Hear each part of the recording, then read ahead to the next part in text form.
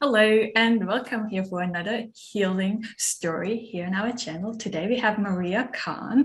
Thank you so much for joining us here today. She's got a beautiful story how she turned her life around from her struggles and her PTSD or complex PTSD symptoms, and how she has a more beautiful life now, more energy, more vibrancy. But I'll let you explain it, what that turnaround in your life, what that looked like for you. So welcome here, Maria. Thank you so much. Thank you.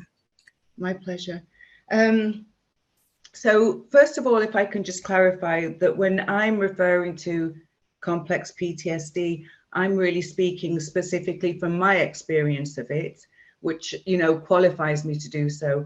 And that is really the impact of growing up in a dysfunctional family, not knowing that I was in a dysfunctional family until I actually discovered the term complex PTSD.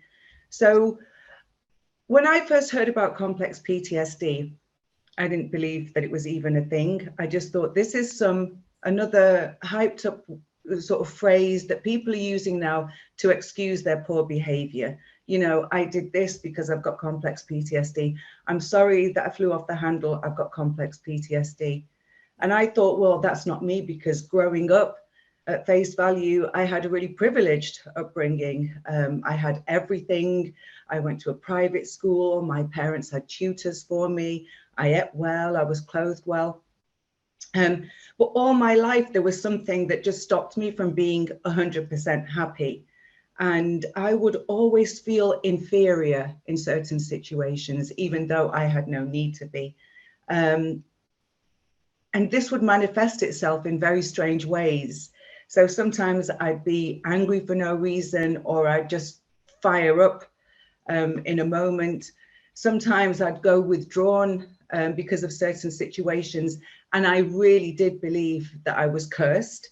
And I couldn't even begin to explain to people what was going on, in case they thought there was something wrong with me, or I was a freak, and that it was only happening to me. So the first thing that I will say to everybody is, be grateful that we're in the 21st century. We've got all this technology to be able to connect with people who have gone through this, suffered this. And for me, even just being able to put a name to what it is, complex post-traumatic stress disorder, this is what's happening. This is how your brain is assimilating this information. It's being fed. And really, I realized that all this has been happening to me is that I've been programmed since birth to believe certain things that are not even my beliefs. And I'm so glad you mentioned that the background you came from, because so many people feel like that can only be for people who've grown up in poverty or were in foster care and things like that. But it happens in very rich family homes. But like you said, there's everything was there, and often lots more than just everything. And it still can happen. It can still be a very dysfunctional family behind closed doors. So I didn't see that growing up, because again, when you're in that situation, because it's an everyday occurrence. So I lived with my parents for 19 years before I managed to move away. So that was every single day for 19 years, attacks on my intelligence, my personal looks, even my hair, just so many things coming at me. And everything in my family was based on, the self-worth was based on academic achievement, nothing else. So I was going to be the doctor in the family. If I wasn't going to be the doctor in the family, I had no use, no worth, no value. Any other talents I had, I really wanted to play the piano. I wanted to play tennis. No. You've just got to study. Otherwise, you're not my daughter. You're not good enough. So 19 years of all of that. So when I left home, I was thinking, happy days, that's not going to happen anymore.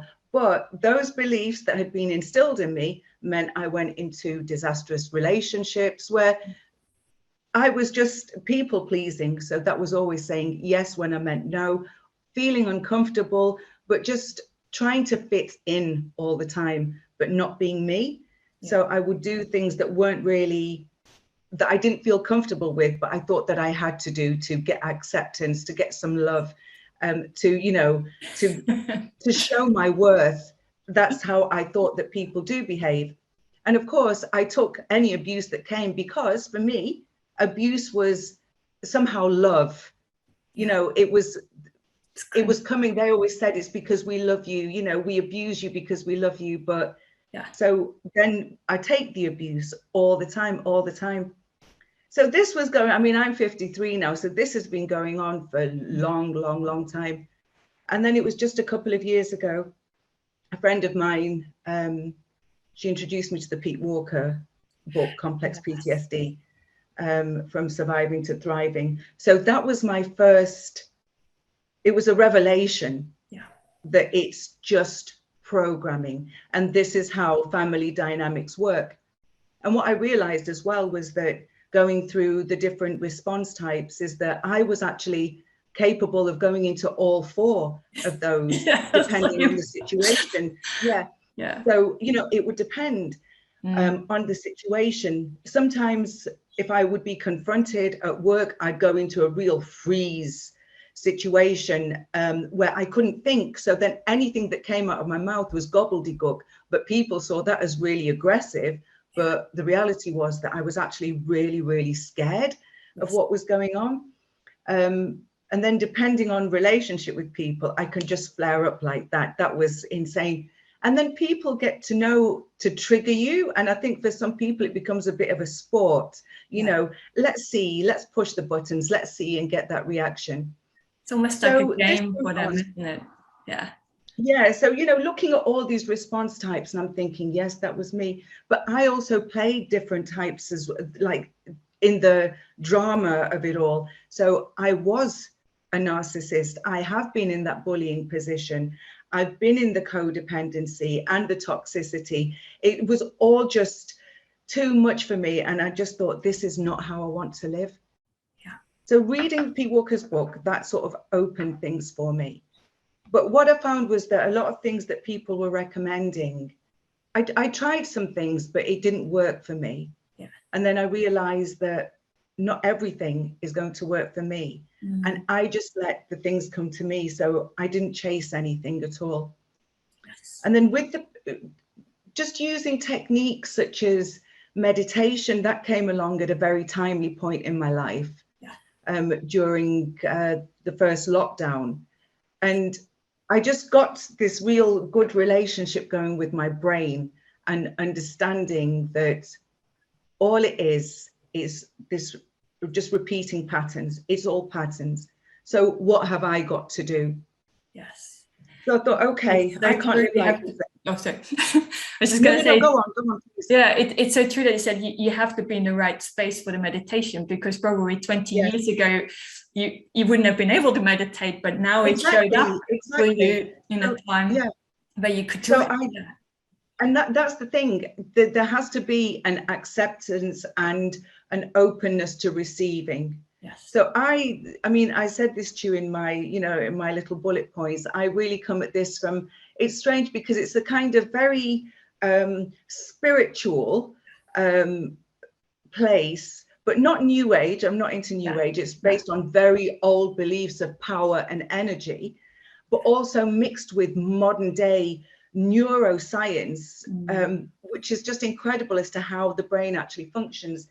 So I thought, okay, I've just got these patterns. I've got all this chatter going on in my head. These are not my thoughts. These are not my words.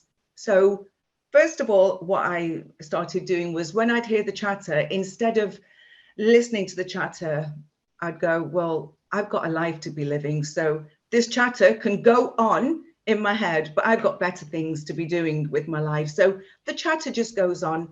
Sometimes if the chatter wants to continue, I'll pause and I'll go, okay, chatter, I'm here. Come forward, come forward. What is it you need to say? Come on, you've got my full attention now. Nothing comes forward. It's just chatter. Yes. But I didn't even want the chatter anymore. So I thought, okay, I'm at a point now where I'm aware of what's going on. I can stop the chatter, but I have to replace the chatter with something else, with new beliefs. So that is where all the hard work comes in, Tanya, because it's not a quick thing. No. It's not a quick fix. It's a daily practice for me. It's a daily practice. It's so true. And you can't just read the book about it and then think, oh, it didn't do anything for me. It's like it's a daily practice. It's the daily practice. I mean, I spent a lot of money on trying to cure myself, if you like. I've done, you know, Tony Robbins, 4-day seminars. I've done a lot, spent a lot of money. And it's always been the same. I've come back home and for 2 or 3 days, it's like, yes, I'm cured, I'm fixed. And then a week later, I'm back. It's the same old story because nothing really changed. I paid money and I expected somebody else to do all that hard work for me. You know, it's got to come from within, doesn't it? Yeah. Within. And this is, I mean, I've written this down in my notes as well. It says, don't look without, look within, because those things are a tool, but I could have the best tools in the world, but if I'm not using them, nobody else is going to use them for me. And it's my brain. No one else is wired like me. No one's had the same experience as me. It's all individual. So I started the meditation, and what I found with the meditation was, so it was very specific. It wasn't one where I just sat and thought, because I find my thoughts drifting during that. So it started off with Deepak Chopra's 21-day abundance challenge. Yes. And that really got me looking at my life and how fabulous it really is. You know, I'm an independent woman. I provide for myself. I've given myself a roof over my head. I can clothe myself. I've got a lot to be grateful for. You know, just these little things. It's just this one tiny thing that's stopping me from being 100% in a default happy setting all the time, equipped to deal with anything that life throws me. So the meditation really, really worked. And then I was just thinking, what else is going to come to me? And then I discovered this amazing lady called Mariam Hasna on Twitter. And she is very, very, very trauma informed and comes at it from that place of spirituality, reclaiming power, but also why it's happening at the brain level. And putting those things into practice for the last couple of years and understanding regulation of the central nervous system. Just working hard, Tanya, working hard every single day. And for me now, I mean, I had some occasions where I could be triggered for months from one trigger, and lived in this dark place inside my head. I would take it out on the people around me, people that I loved, complete strangers, just angry. And now, I mean, improvement for me is being able to bounce back from a trigger, maybe in 4 days this time. I had one recently that lasted 6 days, but I knew what was going on. I thought it's just a matter of time. So coming out in 6 days compared to 3 months, that's progression. That's progression. Absolutely. Yes, that's so beautiful. And I love the way you were so open to exploring, you know, to try different things, and also giving yourself, you gave yourself permission to invest in yourself too.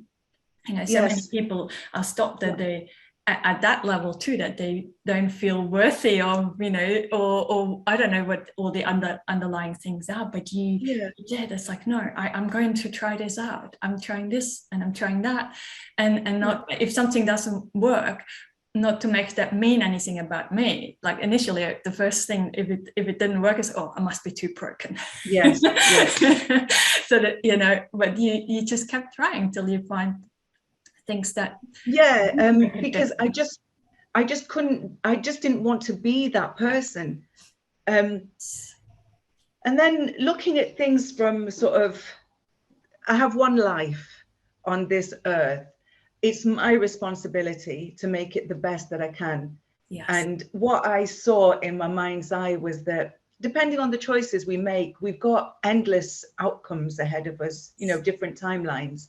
Which timeline do I want to be in? Well, I want to be in the one with the best possible outcome. So I have to be that woman who is there. So this woman that I want to be, she doesn't fly off the handle just because, you know, something triggered her. She doesn't start being rude to people just because she's, you know, triggered. I accept that I'm never going to be trigger free, maybe. Yeah. And I don't mind that, because I am learning how to deal with that so that people don't have a clue. I just carry on. I have my blip and I carry on. Yes. And it's been really interesting. I've been at this festival for the last 3 days, and I got a lot of feedback from people about how calm I come across and how serene I am, which is insanity, because calm and serene are words that I would never have used to describe myself a few years ago. That's beautiful, isn't it? That I was just always, actually people outside can notice the changes. That's such a big confirmation. Oh, I must be shifting. There is different energy about me and the way I show up in the world and how I interact with people. And this whole thing with showing up, again, you see what I've seen now that I've discovered this whole, the complex PTSD, and, you know, there's certain phrases and words that come with it. And a lot of people are using things like showing up and authentic self and what have you. And I think it's really important to understand what those things truly mean. And I mean, I've not really read any Gabor Mate, but I did watch The Wisdom of Trauma. And he said just one thing in there that really resonated with me. And it was, or the authentic self is the one who shows up trauma free. And that kind of made it make sense to me, because I was just thinking, what is my authentic self?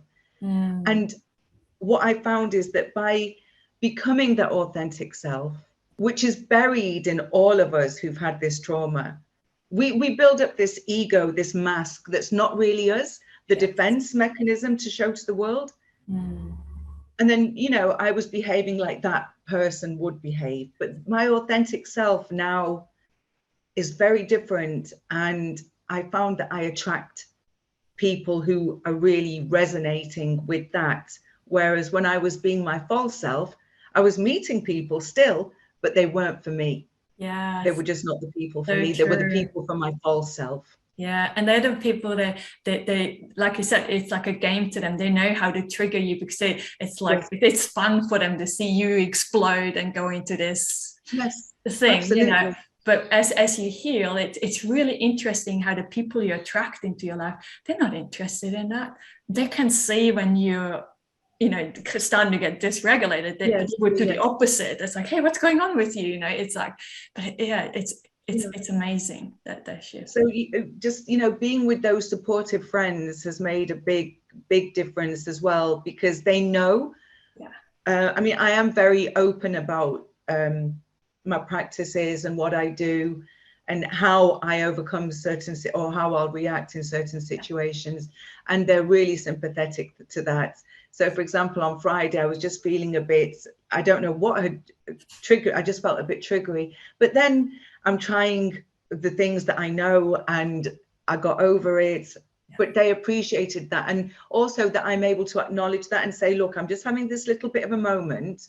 So if I'm acting funny or saying anything weird, this is why. It's not an excuse.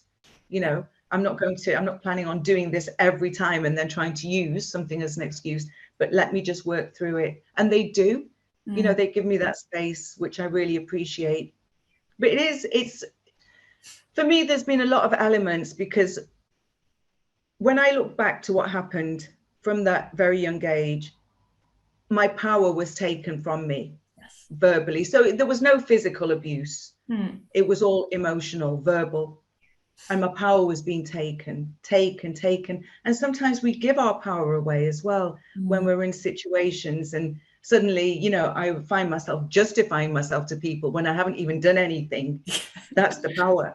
That's the power being given. Here, take my power. So authentic self needs her power back. How am I going to get my power back? So I've got to really work on things like boundaries, saying no and sticking to what I'm saying,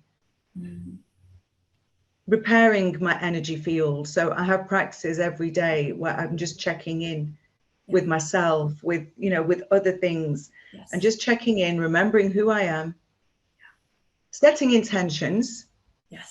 But really, my intentions are very basic. It's just, my intention is just to have a fabulous day today. And, if anything gets in the way of that, I will just revert to my default setting, which is a peaceful, calm state. Yes. And just carry on. Nothing major happened.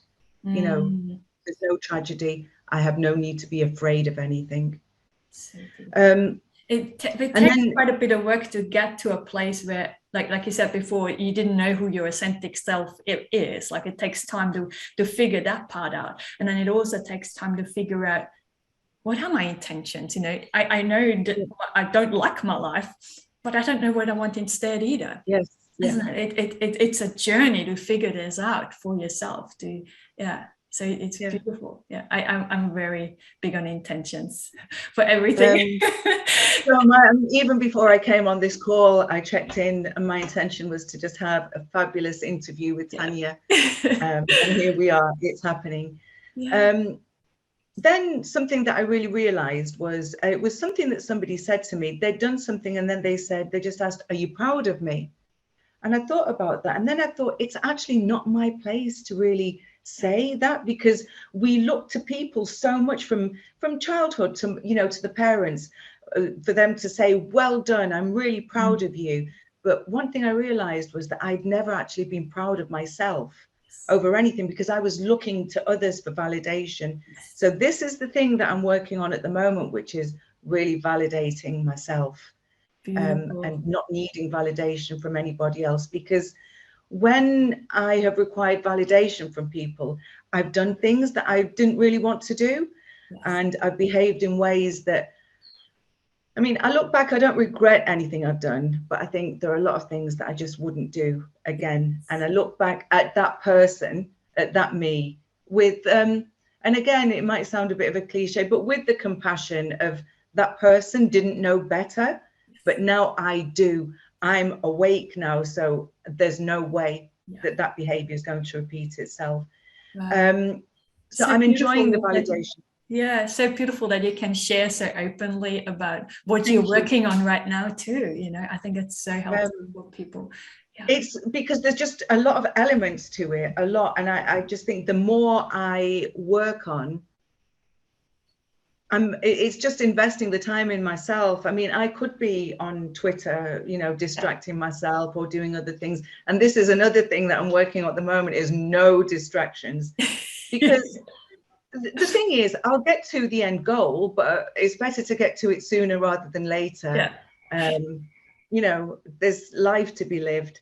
And also this reclaiming of the power, just tapping into my energy, because I really do believe in having that powerful aura and just my divine feminine energy, really. Beautiful. Which is, and this is where it just gets a little bit difficult to explain, and some people think it's a bit cuckoo, but that is what guides me. And this is why I'm just open to things to come to me now, the right people, the right resources. I can't even remember how I came across the Facebook page, but I really, really liked where you were coming from. Yes. I could sense that through your page and the reasons why you'd set that up, and the way that you share, and emphasizing that importance of sharing, because not everybody is going to subscribe to my spiritual beliefs. And, I'm not here to convert anybody or say this is the way, but this is what's worked for me. Yes. And even if there's one person watching or listening to this who's in that same situation, it's just worth it. Yeah. I love my life so much because I'm recovering from complex post-traumatic stress disorder.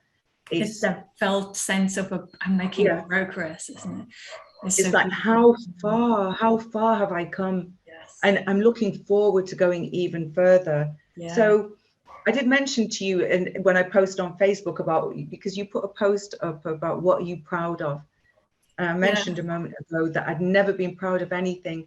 And then since the beginning of 2021, so I stopped smoking on the 5th of April last year. Oh, wow. After 33 38 years, Wow. 35 years, something like that of smoking. Yeah, I was a heavy smoker from the age of 18.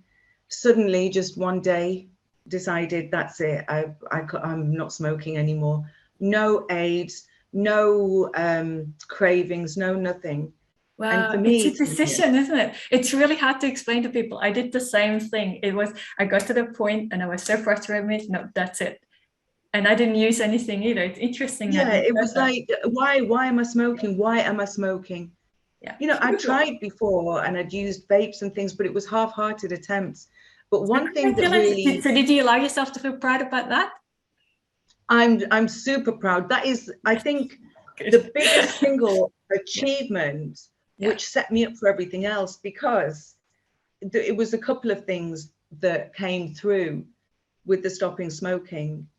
The first thing was I actually felt liberated from my father, if that makes sense. So when I looked into why I smoked, I'd really looked up to my father when I was little, and he was a heavy smoker. And when he'd go out, what I'd do is sometimes, because the house would always smell of smoke, he was on 60 a day, I'd mimic his smoking and everything. And then I turned into a heavy smoker. Giving up smoking, I mean, he passed away a long time ago, but I felt like I'd broken this strange bond where he could control me and there was no control anymore. And then also the second thing was, I think it was about a month after I'd stopped smoking, I actually breathed in fresh air for the first time since I was 18. Yeah. And that was this really powerful feeling. And I felt like some energy blockage had been unblocked just by stopping smoking and breathing in that fresh air. Wow. Yeah. So stopping the smoking, I started power walking, which I'd never done before. I lost a lot of weight, and I got a fabulous promotion at work, which would not have happened. Which would not have happened if it had not been for the work that I'd done on myself. Yeah. I feel like I'm talking a lot. Tanya, I feel like I'm talking so much. Beautiful. So what happened? Yeah. So at the end of 2020, I was in a bit of a dark place, and I actually was feeling jealousy towards somebody. And I just thought to myself, this jealousy, because all our emotions, I'm going to just sidetrack quickly. People are ashamed of the emotions that they have, but we have all of these. They are in our DNA for a reason. It's just that what happens with PTSD and as humans is that we allow these feelings to just come up when they're not actually needed. And then sometimes we think, I wish I'd not done this. Or it's about learning to control those emotions. And if something bubbles up, okay, jealousy, I hear you, you're there, but you're not needed now, at ease. So I realized that this jealousy was actually a wake-up call to me. There's something missing in my life that I need to fix. What is it? Because that person has done nothing wrong to me. Their only crime is that they're existing and they're in my line of vision. They're doing well for themselves. I have no right to be feeling like this at all. So I surrendered to my highest self, Tanya. Yes. I thought, right, higher self, I'm ready. I'm surrendering to you. I give you permission now to really I need to embody my higher self. So New Year 2021, went back into work. All of a sudden, I'm behaving in ways that are actually making me laugh, because I'm thinking, who's possessed me? This is somebody different. All of a sudden, I'm finding things to do at work. I'm highlighting areas for improvement. This could be done. And the people are saying, well, we trust you. Off you go and do it. I'm delivering trainings to people. It's like, what's going on? So then this opportunity presented itself for another role within my organization. And the interview just went absolutely fantastically, because I was able to talk about all those things that I'd done just in the previous 3 months that I would never have done if I'd have not accepted that my jealousy was a wake-up call for me. Yes. It's for me. I would get triggered sometimes just by people's voices, and those people would annoy me. And then I'm thinking that they've done nothing wrong. It's me. It's all me. It's always a bit spooky. It's like, I always got a bit teary when you started talking about jealousy, because I've started writing, like I was journaling, I was starting to write a post or an email that I was going to send out about jealousy. Yes. How it's because it is one of the emotions that we as a society think this is a bad one. You should feel bad for having that. But like you said, every emotion, they have a message. If there's jealousy, it's a message. Like it could be the message, oh, look, this is showing you what's missing in your life, what you would like to have. And you might, it's like, it's so, it has a message if we allow it to be, not to be consumed by it and react on it, but to acknowledge it's there and not feel bad for having the emotion. Having it. I mean, this is the first time I've ever really spoken about that, because I think that with jealousy, there is, to me anyway, I always felt like I couldn't tell anybody that, because it was kind of almost stigmatized, because it's it's not a nice thing to feel, and to actually, with a lot of emotions, I found they've consumed my brain, but I found that jealousy always consumed my heart and ate away at the core of me. But then again, I looked back, because what happened, Tanya, was as part of this recovery process, is a lot of memories came up. And I was almost looking at my childhood, but from a safe place. Because I would ask my brain, I would say sometimes, you know, I'm ready now to face my shadows.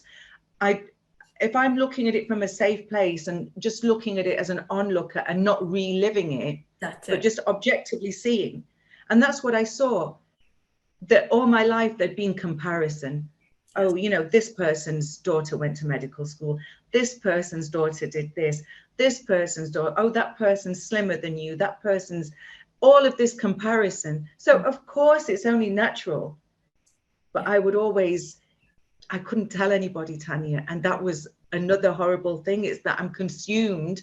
There's something eating away at me, but I can't even tell anybody, and I'm cursed. No one feels like this. But then just to accept that for what it is, which is, it's telling me something. What's it telling me? What is it trying to say? That there's areas in my life that I could do so much better in. So instead of focusing on other people and wondering why they're doing well, and actually really hating them for existing, I can be that person that I want to be. And I have been surprised at how many skills I have and abilities, even at this age, Tanya. It's, you know, and it's a discovery, it's a learning. In a way, I'm kind of glad that I went through the trauma. I know that might sound weird, but to be discovering all these new things and have this zest for life that I have now, because I'm in control. I'm in control of everything. I'm in control of my emotions. I'm in control of my mental state. And it's not about... It might be hard to hear for people right at the beginning of the journey. I just wanted to, like, if you're at the beginning of the journey, I would have never thought that I would ever say that I'm at peace with my past. You know, it's what got me here. I think if we didn't have the past, us two wouldn't have met. And I would, and you know, I'm a big believer. I don't want to go too much into sort of like my spiritual beliefs, because I don't want to, you know, I don't want people thinking, oh, she's cuckoo or whatever. But it works for me. You know, it really works for me. And what you said there was really, really important about, you know, the past, because I think what I've seen as well with people starting with the journey is that a lot of people get really hung up on why did it happen? Why did it happen? The thing is, you know, going back to what I said at the beginning about having these resources, my parents didn't have these resources, their parents didn't have it. And going back, these people have lived in misery, not knowing why they're behaving like this. And I really do believe in intergenerational trauma, and that some of it is passed down in the DNA. But what I thought, I'm going to be the last person. It ends here with me. It really does. I'm not passing that on anywhere else. Beautiful. You know, because it's...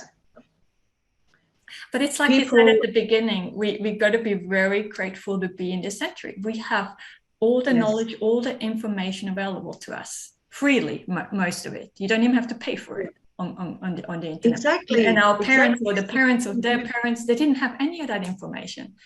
It's like, yeah. And they didn't even know why it was happening. So when, you know, again, the compassion, sometimes I'm a bit skeptical. And, you know, I struggle sometimes to forgive my parents, but I think I have to, you know, because they didn't know any better. They only were able to work with what they had. So it is, isn't it? It's and I don't think like forgiveness is always such a difficult topic. It comes in waves. I think some days you can have more compassion and understanding for that, and other days you don't have that much. Some things you might be triggered or something, and it feels it doesn't take away that what they did was wrong. But we're just trying to emphasize they didn't have the tools, or they didn't have therapists and things like that available to actually change, which we do have now. And you said you did taking the action, and you said that's going to stop with me, that the generational trauma, you know, I'm not passing this on. So that's beautiful. Definitely not. Beautiful. Because I can see where it came from in my parents, because I could see where it was coming from the grandparents, and it was a bit of a cultural thing. It was because there was no filter. This is something that I noticed in myself as well, that I mean, when I had no filter, I didn't realize I had no filter. But then suddenly I got the filter, and it was almost like they're pecking away constantly. Stopped parts of my brain developing. I didn't have empathy for quite a long time. I would say really inappropriate things. And not think anything of it. And then it's just strange, all these, see, how I see it, Tanya, is that once I halted their programming, started the meditation, it was like I had little people running around inside my head with hose pipes, washing away the circuitry, the cobwebs, and all of a sudden underneath it's this shiny new circuitry that I can program how I want to program. So beautiful. Once you're on this journey, you know, for anybody who's watching, who's at the beginning, there's stops and starts. I mean, I've had so many times where I've thought I'm cured, and it's usually when I'm at my peak happiness that something will happen, something will trigger me, and then it's like, no.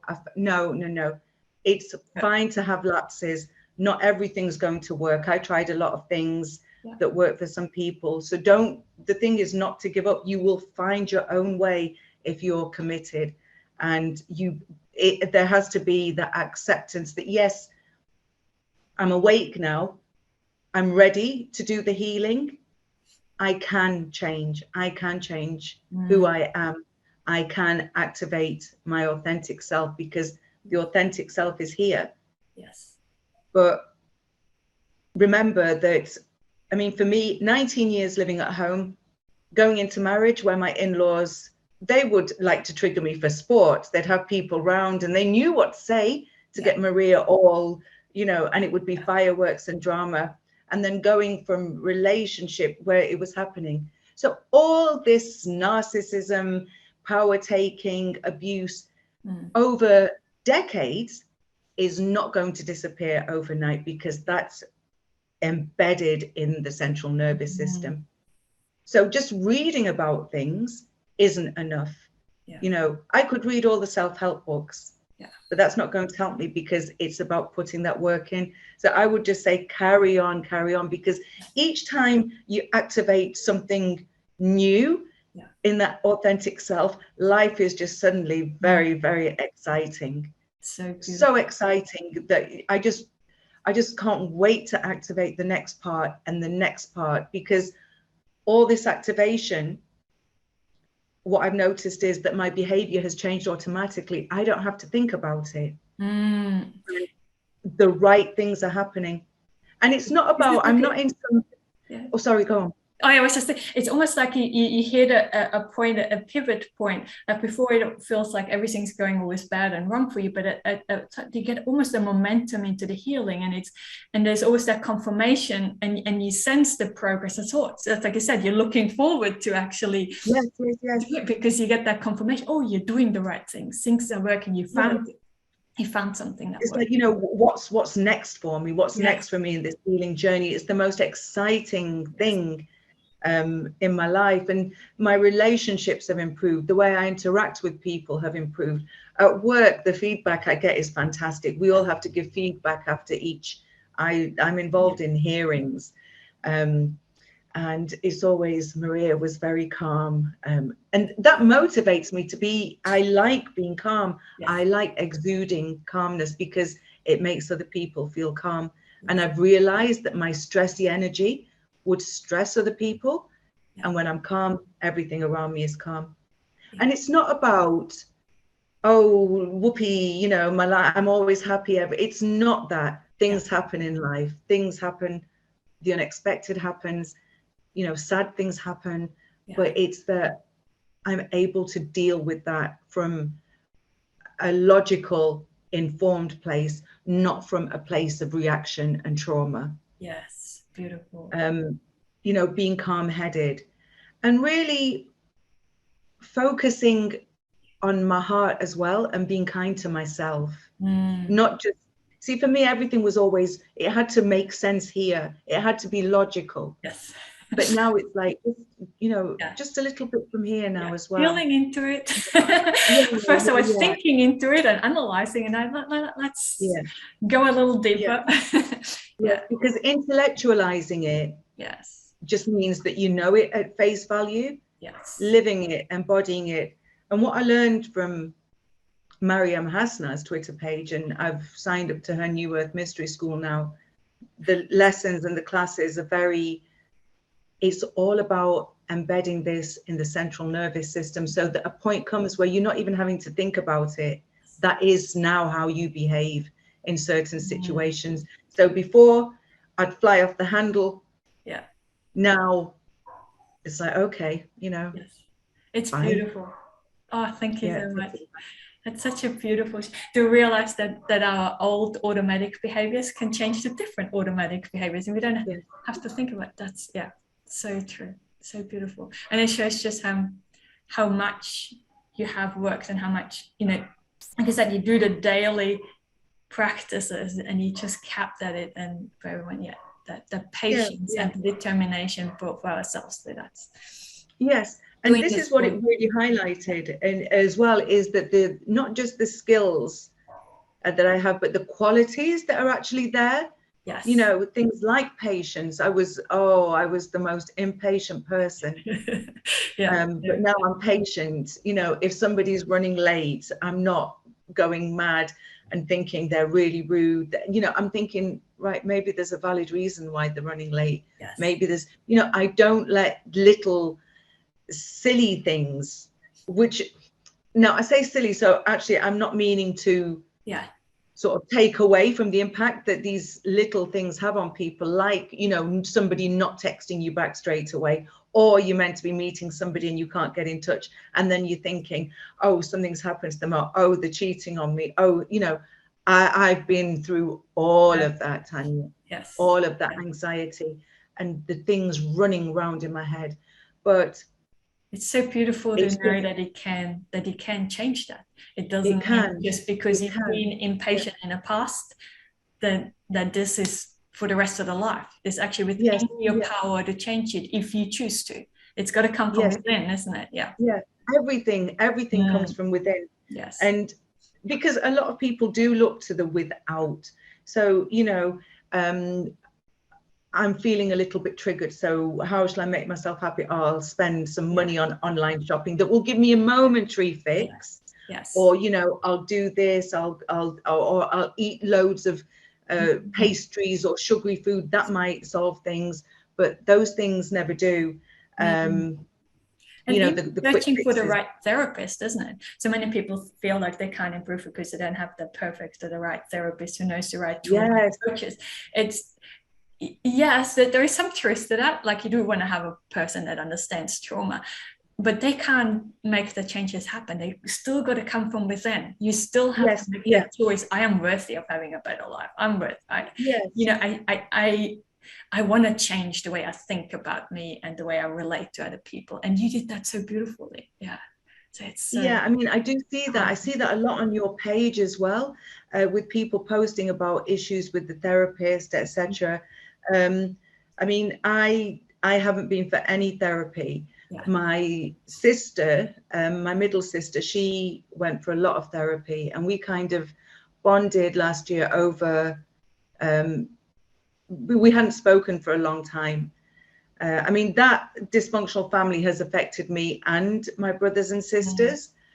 None of us are close with each other. My parents, they would have a favorite, and which they'd rotate and stuff like that. So she was going through the therapy, and I started speaking with her last year.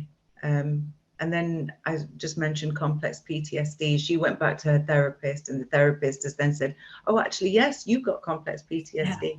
Yes. But I just think that there is a danger maybe that people look to a therapist to do the hard work for them.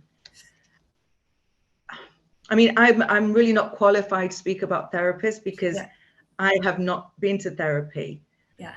But again, and in a way, therefore, that the spiritual path is, you can't call it therapy, but it is that the processes, some of them are very similar that what a therapist would use. Yes. So in a way, it's a different, you chose different approaches in yes, yeah. And I think that's going to be different for absolutely everybody. Yes. So what I would say is, don't force anything. Everything just came to me, even your Facebook page. I just can't even remember, but it was like there. I thought, okay, this looks good. You know, and sometimes I see lots of questions as well, you know, asking people for advice, but you'll get lots and lots and lots of different advice. I like to do that myself. I think, you know, based on who I am, and if I'm asking somebody for advice, it would always need to be from somebody who's actually been through that experience. And you have a connection to your higher self. I think once you establish that connection and you have, you know, you kind of awake and have that, you have that for guidance and trust. Absolutely, absolutely. Yeah. I mean, I tap in every day. I'm tapping into that higher self. Higher self, future self. Yeah. I'm not sure. I really don't know. But what I do know is my future self has actually lived this moment. So this is where it gets a little bit maybe woo, but I asked my future self, that future self who's living in my highest outcome, having a fabulous time, I needed her to come back and guide me how to become her. So this is what's happening. I really believe in causality. And that, you know, there's different lifetimes going on at the same time, but there's certain things that you can do that just take you to a different outcome. You're on a different path just by making those changes. If I'd have not done this, if I didn't believe in myself, if I didn't believe I could change, I'd be on that same path that I am, miserable, happy to be, you know, be in the same role, not wanting to better myself. It's, you know, it's a journey. It really is. And my future self only gives me, she would never do anything. She would never give me bad advice. Yes. I'm checking in with her, asking for her guidance every day, and just connecting to all the energies. I mean, something that really changed things for me was when I got into this, the idea that everything is energy. That's all it is, everything. And this isn't, I mean, some people laugh and they go, oh, it's new age. Well, it's not, it's actually quantum physics, because it's a fact, everything is energy. And I thought about things like the internet and TV and radio and our mobile phones. I mean, if I could go back in time and show people in, I don't know, the 15th century a mobile phone, they would think that was witchcraft. Yeah. But in this 21st century, it's not, it's just the norm. But once upon a time, those things couldn't exist. And all it is that some very clever people were able to manipulate energy that was existing and create these new things. So if that can happen, why can't I really manipulate energy and really tap into my aura, which again, our auras do exist, but complex PTSD, we get leaks and tears and holes. It's, you know, people have been ravaging our energy, trying to take our power. Yes. You can actually build that background you, and it's impenetrable then. And that's what boundaries are. You know, my no means no, my yes means yes. I don't mess about anymore. I'm not dithering. Oh, you know, I'm not sure. I know my mind. Yes. If I'm not sure straight away, I'll sleep on it. Now I sleep on any big decision. I don't make a decision straight away. Yes. I think that's a big one, isn't it? Giving yourself that permission. Okay. It's like, oh, I'm not sure.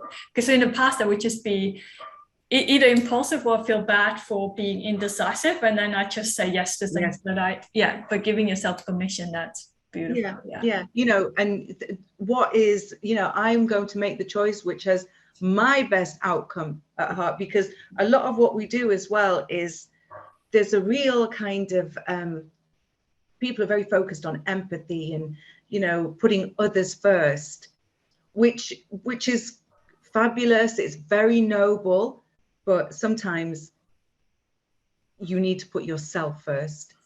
Because what's the point of, and this has happened to me many times when people have asked me to do something and I've said yes, but I wanted to say no. So I end up resenting that person and I end up resenting myself. Yeah. And you create it from an energy that does feel yucky, doesn't it? It's like, there's no. Exactly. You know, it's like, why did I say yes to that? Why did I say, yes, I would do this? Now I'm stressing myself out. I'm under pressure for what? So that person would like me and think I was, you know, oh, Maria's fantastic. I don't need that. Yeah. I'm interested. And if it's, I don't think it's selfish. I would call it self-care, self-compassion, self-love, but I come first, because when I'm at my peak physical and mental state, I'm in the best position to interact with everybody at the highest level. Yes.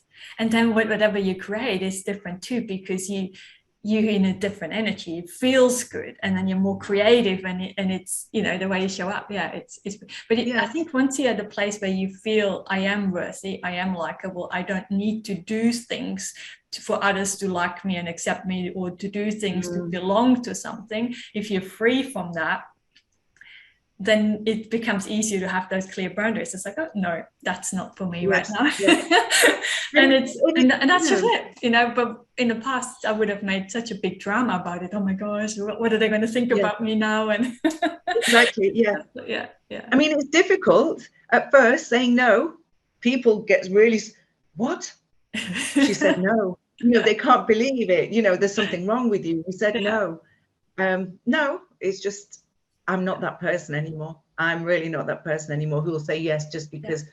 And then it's really easy to read people's manipulation tactics as well, which is, it's quite amusing actually, Tanya, once you tapped into that, because it's very obvious, but it wasn't before. It's almost like, you know, a veil is lifted and you can see how some people manipulate or try and manipulate you. Becomes a game, doesn't it? It's like, oh. It is funny. The most underhand was when I realized recently that somebody was actually trying to manipulate me into doing something which I would think was my idea, if that makes sense. So I wasn't having any of that. So I played along for a little bit. But then I just got a bit bored and annoyed, because I thought this person actually really thinks they're trying to be clever. So that, you know, that stopped. But also cutting people out as well. People who are no good for you. That's difficult at first, really difficult. But again, for anybody who's watching this, who is in this situation where, you know, you're with somebody, they're dragging you down, you're doing something good, but they have something negative to say about it, get rid get rid. It's difficult at first, but it becomes really easy. You'll know if you're not happy with somebody or you're feeling uncomfortable doing something, then that person is not for you. Sometimes we have the obligation and people will say, oh, but I love you and that makes everything better. But you can do so much better for yourself. Yeah, it can really hold you back on your healing. When you're still surrounded by toxic people, it's almost impossible to heal because they keep pulling you back down. Hey, stay here with us in our misery. Yes, exactly, they don't want you to feel better because they feel like it's not possible to get better, but you can see a difference and you believe that, hey, maybe I can heal. Maybe things can get better for me, you know? Yeah.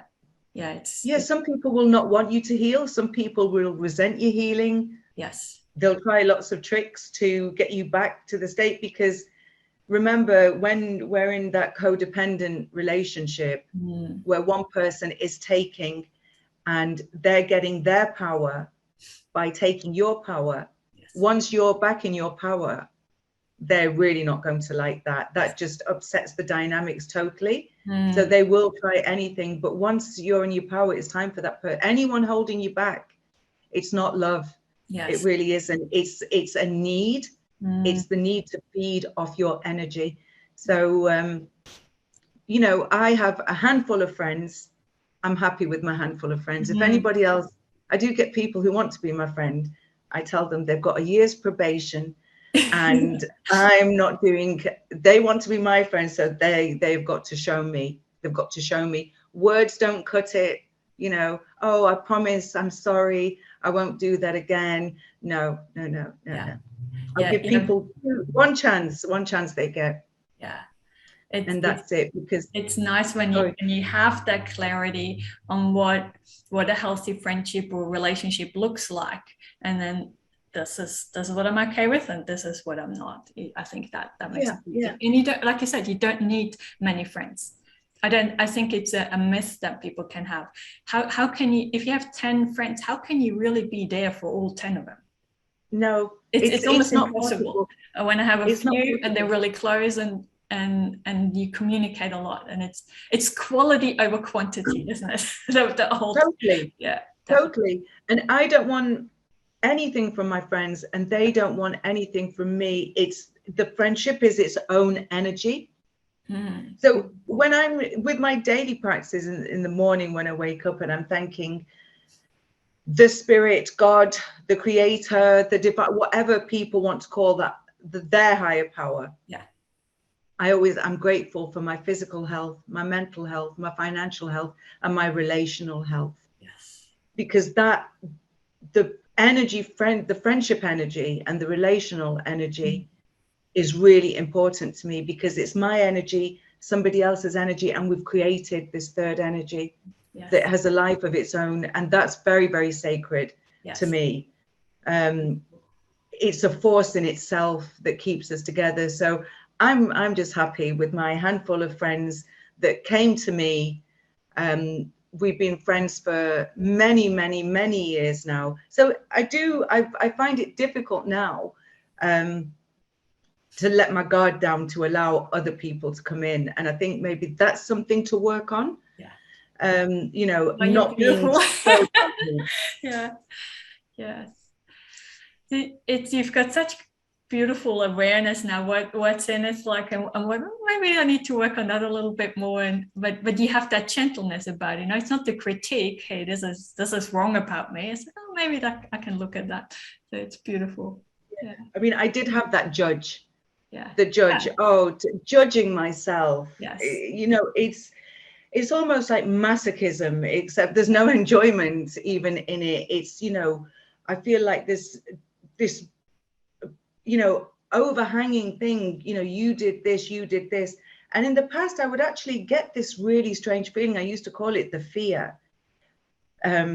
Sort of here in the solar plexus area, it was just a real fear if I felt that I'd done something or said something.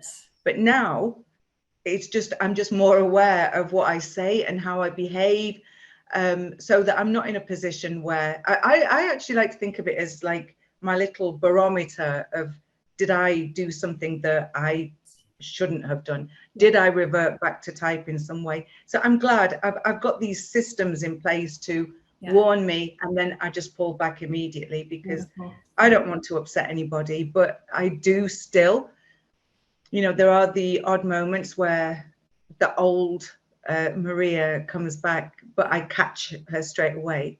And that's a difference, isn't it? That we catch ourselves quicker, and we have the tools and the practice and things to deal with it differently now and resolve it faster. Like you said, it can be a day or a few days compared to in the past where it's months, you know. And sometimes we stew about things for years with some people, right?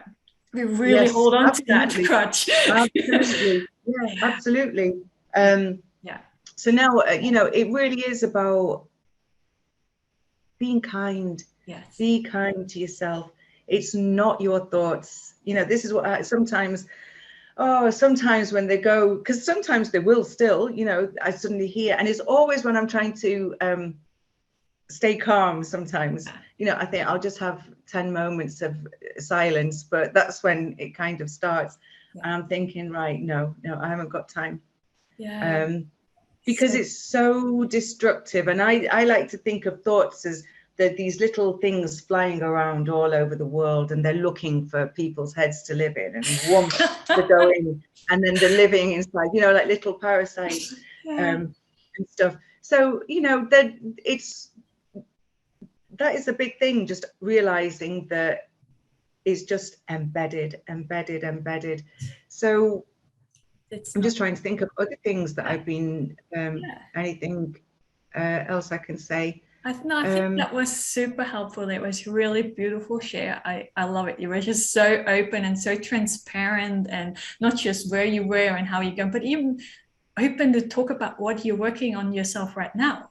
You know, that's a lot harder, isn't it? It's like even for myself, you know, it's easy for me to talk about the things that I worked on in the past, but what I'm doing in this moment. So you have this beautiful transparency, that openness to share with us. So I think that was very helpful. There was lots of gold nuggets throughout that interview and tips. So thank you. One other thing, if I can mention. Yes, absolutely. But I feel like I've done all the talking. You haven't even asked me any questions, really. It was so beautiful. You had so many beautiful things to share. I was like, I'm not interrupting. So this is going to be like super woo out there, but you know, it works for me. So Mariam Hasna, who I always talk about and champion, she had written about an author called Cindy Dale. So I looked up Cindy Dale, and Cindy Dale is all about energy. And so I did mention earlier that I'm working on the energy, but if anybody is interested in the energy work, I would recommend her books. But the one I'm reading at the moment is Subtle Energy Techniques. And that is, for me, it's just really changed things, because there are, you know, I talked about the energies. I'm always in tune with the energies around here, but there's the elementals as well, which are the energies given by things like water, metal, fire, and to harness the power of those, which is a little bit witchy and spooky, and you can cut that out if you like, but I do recommend Cindy Dale's books as well for any energy work. Beautiful. No, thank you. No, I think I'm believing the same thing. Maybe you could share, or maybe you can let me know about that book, and I put that in the description down below in the video for people if they're curious about and want to check out that book. And that's also, I haven't heard of that. See? So I learned something too. I want to another book on my book list. So, and the grounding as well. And just how to really ground, because when I'm in a triggery situation, I mean, it's like in the Pete Walker book, he's given a list of things. When you're in a flashback, to do these things so that you can come out of it, because sometimes we don't even know that we're in an emotional flashback, but we're just suddenly there. I know, because I'm suddenly incapable of talking. I freeze. So it's like, how am I going to come back to the present? Because the emotional flashback is we've suddenly jumped timelines into the past. Yes. but in a situation which is present. So I need to be present to deal with the present situation. I'm not going to be able to deal with it from a place in the past. And just being present and doing the grounding. And I'm getting into chakra work now as well. Yes. So yeah, just a lot of things to do and occupy my time. Yeah. We just had a guest speaker on chakras for the tribal community. So yeah, I do believe in it. But it's interesting that you mentioned the Pete Walker book. That was one of the big ahas for me to the emotional flashbacks. Because I had no idea what is happening to me. Other flashbacks where you had the visuals and replays happening, that made sense. But if it was just an emotional in the absence of that was so confusing. But when I read that book, that's what it is. It was, so many people refer to Pete Walker's book as the Bible. I think it was for me. It was definitely mine. Yeah. It's definitely mine, and it was. Yeah. And what I loved about it was that the moment I started reading it, and the dysfunctional family, and the dynamics, and the roles we all play within that dysfunctional family, I really related to that, and then everything just clicked into place, and I didn't need to know why. Like my sister, when she rings, she'll say, "Why do you think they did it, Maria? Why do you think mum and dad were like that?" I don't know. I am only starting to discover why my brain works the way it is. I can't answer for anybody else's brain. All I know is that my focus is not going to be on why, it's going to be how am I going to help myself? Beautiful. How am I going to not be like that? How am I going to live my best life free of that, and also not repeat that pattern with somebody else as well? Because my children were traumatized as well because of my trauma, and I didn't give them the love and attention that they should have had. I had my grandson back in 2016, and when I bonded with him, that was a big moment, and it suddenly activated empathy, and that was a big part of my healing process. So when I look at my grandson, I learned so much from him. I learned about emotional attachment. I learned about fickleness of children. I learned about tenacity. They fall down, they get up. And I've learned that we say to them, "You're the best person. You're an amazing person," without linking it to anything that they've done. They just are a fabulous person. Not "you're a great person" or "you're clever because you did this." You just are. Yes. The best person. And just motivating them and letting them make their own choices. My son wants my grandson to play football. My grandson doesn't want to. Don't force him. Let him do what he likes. Yes. So yes. Oh, so beautiful. Thank you so much, Maria. My pleasure. Really appreciate it so much that you made that time for us and then shared so much. So many different angles, so many different things for you guys to try. The things like Maria said, if it hasn't tried it, try something else. Maybe spirituality, maybe those kind of books, maybe energy work or chakra or things like that might be the better approach, So give it a go. And thank you so much for being here. And thanks everyone for watching this, and I know you're going to get a lot out of it. So thank you. Thanks, Maria. Thank you so much for inviting me, Tanja. Thank you. Welcome. Thank you.